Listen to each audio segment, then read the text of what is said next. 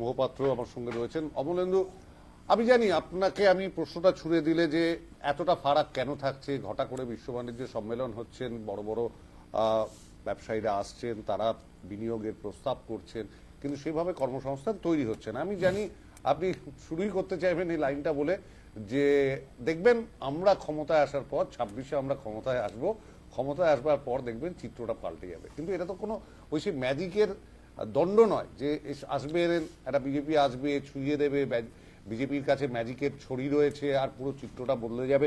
ব্যাপারটা তো এরকম নয়। কেন এখন হচ্ছে না, কি করলে হবে, তার অ্যানালিসিসটা তো প্রয়োজন আছে অমলেন্দু বাবু। অবশ্যই আজকে পশ্চিমবঙ্গের আপনারা প্রত্যেকেই জানেন যে 60-61 এই মানে 1960-61 এই সময় ভারতীয় অর্থনীতিতে জিডিপিতে পশ্চিমবঙ্গের 10%-এর বেশি 10.5%-এর কাছাকাছি পার্টিসিপেশন ছিল। সেটা কমতে কমতে কমতে কমতে এখন 5%-এর নিচে চলে এসেছে। 23-24 এখন 25 চলছে। তা পশ্চিমবঙ্গের এই যে বিগত 50 বছরে এই যে অর্থনীতিতে ভারতীয় অর্থনীতিতে যে এই যে পার্টিসিপেশন এত কমে যাওয়া, তার মূল কারণ হচ্ছে প্রথম 34 বছরের বামপন্থী সরকারের সময় এই যে শিল্পপতিরা, যাদেরকে নিয়ে মমতা ব্যানার্জি আজকে এই মঞ্চ আলো করে বসে আছেন, তাদেরকে তারা শ্রেণী শত্রু বলে দাগিয়ে দিয়েছিল। তাদের নীতি ছিল কি যে যারা শিল্পপতি তারা শ্রেণী শত্রু, তাদের কলকারখানায় ইউনিয়নবাজি করো, ইউনিয়নবাজি করে লাল ঝান্ডা পুঁতে দিয়ে শ্রমিকদের আন্দোলন গড়ে তোলো এবং কলকারখানায় জ্যাম করে দাও, প্রোডাকশন বন্ধ করে দাও। সেই 34 বছরের শ্রেণী শত্রু তৈরি করে দেওয়া শিল্পপতিদেরকে মধ্যে ধীরে ধীরে ভয় ধরেছিল। ধীরে ধীরে তখন থেকেই শিল্পপতিরা এখান থেকে প্রোডাকশন ইউনিটগুলো গোছাতে শুরু করেছিলেন। তারপরে বিগত 10 বছর 12 বছর 13 বছর ধরে ওই সরকার চেঞ্জ হওয়ার পরে আর বাদবাকি যে টেনিওরটা চলেছে সেটা হচ্ছে তৃণমূলের চলেছে। তৃণমূল কি করেছে, তাদের ইউনিয়নবাজির জায়গায় এদের তোলাবাজি চলে এসছে। যে শিল্পপতিরা কম বেশি এখানে ছোটখাটো প্রোডাকশন ইউনিট চালাচ্ছিলেনও, তাদের সেখানে তোলা দেওয়ার জন্য জোর জুলুম করা, জোর করে আনস্কিল্ড লেবারদেরকে সেখানে কাজে নিতে হবে, এইভাবে তাদেরকে প্রেসার দেওয়া, এইসব কারণে পশ্চিমবঙ্গে মেনলি 2-3টে শিল্প বড় আকারে ছিল। আপনারা জানেন চায়ের উৎপাদন হতো উত্তরে, আমাদের এই যে ব্যারাকপুর বলুন, হুগলি, হাওড়া এইসব জায়গায় চট শিল্প ছিল। সেটাকে কেন্দ্রীয় সরকার বাঁচানোর অনেক চেষ্টা করেছে, আপনারা জানেন।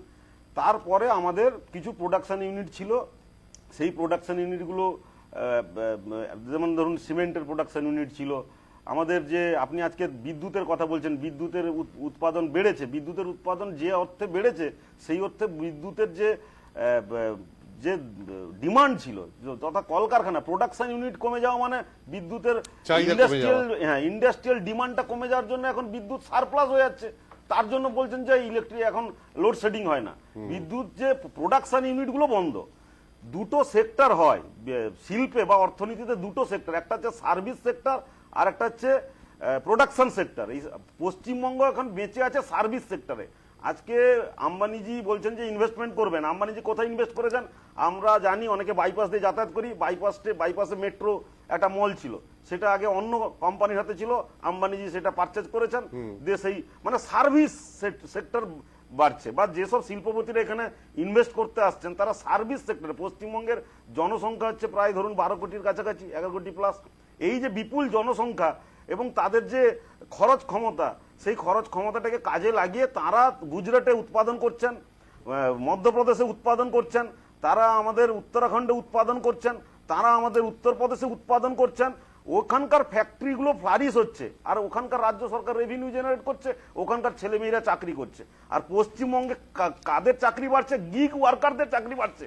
আজকে আপনি বলুন তো, আপনি কলকাতার রাস্তায় আজ থেকে 5 বছর আগে গাড়ি নিয়ে যেতেন বা বাসে যেতেন, যত সুইগি জোম্যাটো ডেলিভারি বয় বা অন্য যে গিগ ওয়ার্কারের গাড়ি ছিল, বাইক ছিল, সেটা কত শতাংশ বেড়েছে আপনারা খালি চোখে দেখতে পারবেন। পশ্চিমবঙ্গে একটাই কর্মসংস্থান বেড়েছে, সেটা হচ্ছে গিগ ওয়ার্কার বেড়েছে। গিগ ওয়ার্কার বেড়েছে কেন না, গিগ ওয়ার্কার সার্ভিস দিচ্ছে, গুজরাট থেকে দ্রব্য আসছে, এখানে বাড়ি বাড়ি পৌঁছচ্ছে। এই হচ্ছে মাননীয় উন্নয়ন। মানুষদেরকে কি করেছে, শ্রমিকে পরিণত করেছে। ট্যালেন্টেড ছেলেরা আজকে গ্র্যাজুয়েশন পাস করা, আইটি পাস করা ছেলেরা গিগ ওয়ার্কারের কাজ করছে। অর্পণের কাছে যাব এবং অর্পণের থেকে জবগুলো নেব। বিরোধী